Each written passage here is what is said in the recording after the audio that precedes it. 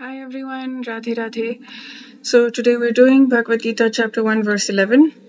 And this is the verse, this is a very turning point moment. This is the verse where the knowledge that Bhagavan Sri Krishna is actually giving to us begins. So this is the very first verse where there is knowledge imparted by God.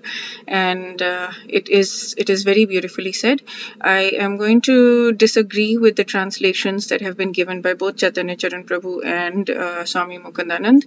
And I am going to go with what I feel the energy of the verses. Their literal translations are perfect, they're exact.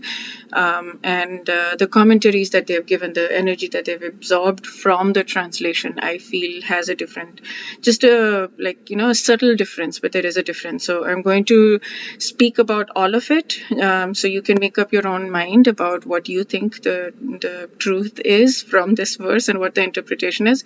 But this is where it gets very exciting for me, because I'm able to because of the studies that I'm doing, because I'm looking at this verse by verse, and because I'm reading the interpretations, and I'm figuring out the energy myself of what I feel that Bhagwan Shri Krishna is saying to Arjuna, and what emotion he's saying it with, what bhav is a Hindi word, what intention he's saying it with. I'm using my own understanding of that.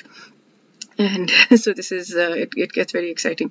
This was a little bit difficult to sing along, so I'll try my best. I practiced it a few times, but I'll try my best to sing along properly.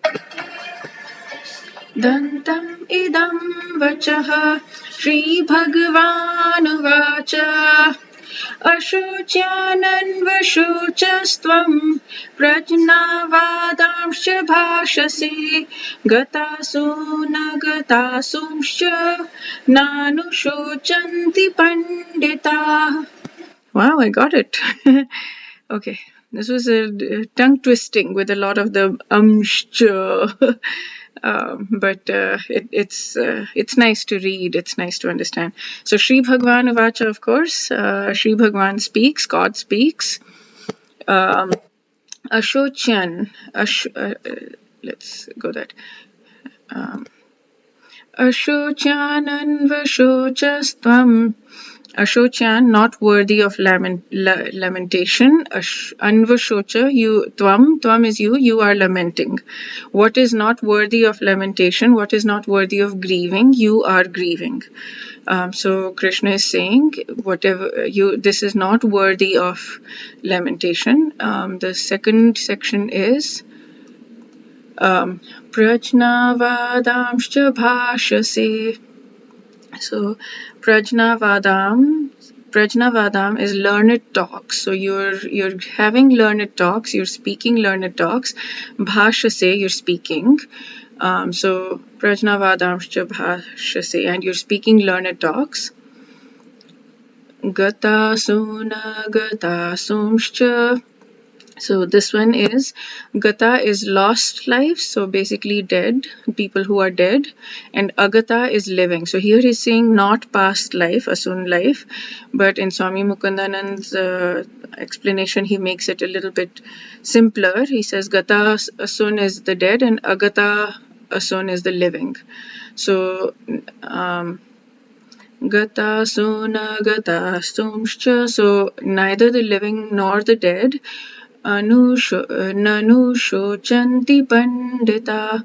So never anushochanti lament. Pandit is the people who are learned, people who are learned is the best way.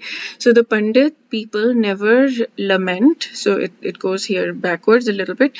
The Pandit people never lament the living nor the dead. And you are speaking learned words, but what you are grieving is not worthy of grieving. And so the literal translation is, the Supreme Personality of Godhead said, while speaking learned words, you are mourning for what is not worthy of grief. Those who are wise lament neither for the living nor the dead. And Swami Mukundanand has a very similar thing.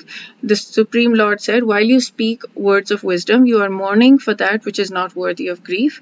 The wise lament. He says the wise instead of the learned, but same thing. The wise lament neither the living nor the dead. So here is the difference in the energy of it. This is the difference in the mood. I think that's a word that people use in the ISKCON world a lot. The mood in which Sri Krishna talks about this. I keep getting all these spam calls. So the mood that so here what he says is, Arjun, you are speaking no possible reason. Yeah, so there is again the judgment thing. Hence, the grief that you visualize in killing your relatives is illusory, and it proves that you're not a pandit. So there is this thing like you are not a pandit, you are not learned. Is it? It's they're saying it as if Krishna is saying that to Arjun. You are not pandit, you are not learned. And here also he says something like that.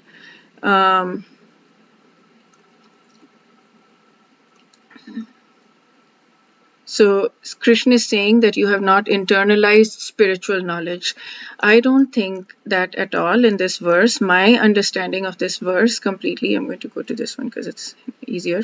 So my understanding of this verse is, oh, you can't see the full translation here. So let me put it here. Okay. My understanding of this translation here is very simple, that Krishna is saying that yes, you sound like you're speaking learned words, but actually what you're mourning is not worthy of grief. But he's not saying you are not learned because you're not doing this, or he's not saying anything from the aspect of judgment at all.